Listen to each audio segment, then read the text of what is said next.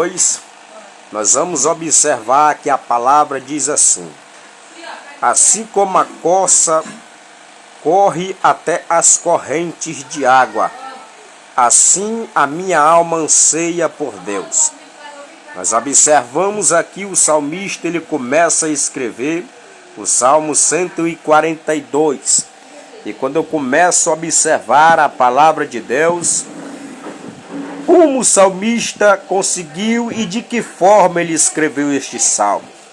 O salmista ele estava passando por um processo muito grande, um processo de angústia e de dificuldade. Estava passando por momento de dor, de choro, de lágrima e de gemidos.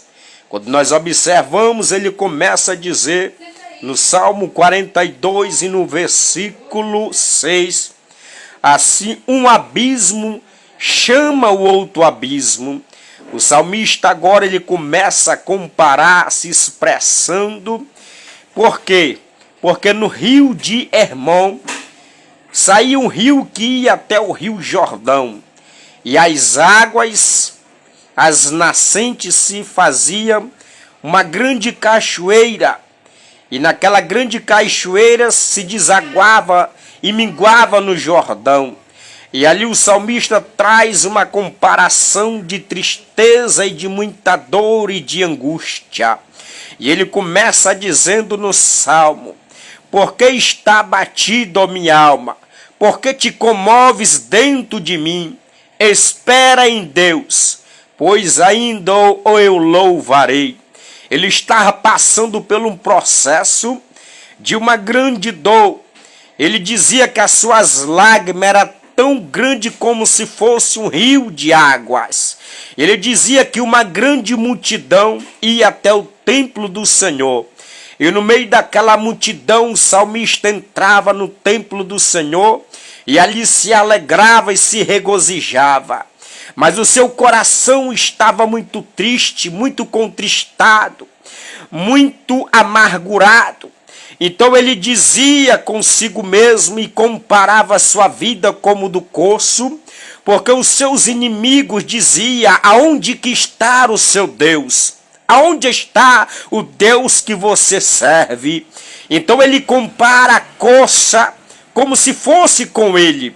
E a corça, ela não pode ficar longe da água, ela necessita das correntes de água. A corça, ela não bebe qualquer água, ela só bebe a água corrente. A corça, ela é o único animal que é capaz de escolher a água que bebe. A corça, ela não bebe qualquer água, ela bebe apenas águas correntes e ela consegue sentir a água em vários quilômetros. E ela sente, e quando que a água está perto, ela começa a correr até o encontro das águas. Mas repare bem o que eu quero vos trazer através desta mensagem. Primeiramente, se a corça ela se encontrar distante da água, ela vai encontrar predadores, porque quanto mais tempo ela fica fora da água, ela se torna a seu pelo, seu couro começa a se rachar e começa a vir algum tipo de feridas naquelas rachaduras. E ali ela começa a sentir dores, porque ela necessita da água. E ela começa a trazer um cheiro, e os seus predadores começam a sentir o seu cheiro. E ela se torna uma presa fácil. Então ela começa a sentir a água. E quando ela sente a água, ela começa a correr. Ela tem muita agilidade com seus pés. E ela corre muito e é muito esperta e ligeira. E o salmista compara o crente como a corça que anseia pelas águas.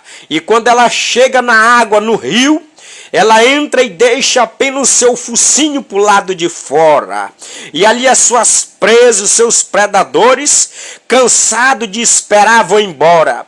E ali a corça ela é regenerada, abençoada por Deus. Ou seja, o que eu quero vos trazer com esta mensagem e com esta palavra é que ali representa O crente entrando na presença de Deus, do Espírito Santo enquanto é tempo, observe-se que quando nós saímos da presença de Deus, o pecado vem nos acercando a ponto de nos matar, a ponto de os predadores tentarem nos cercar até tirar a nossa vida. Mas quando nós entramos ao encontro de Deus e entramos nas águas do Senhor, Deus ele começa a guardar, começa a proteger e começa a dar vida e vida longa na sua presença. Ô glória!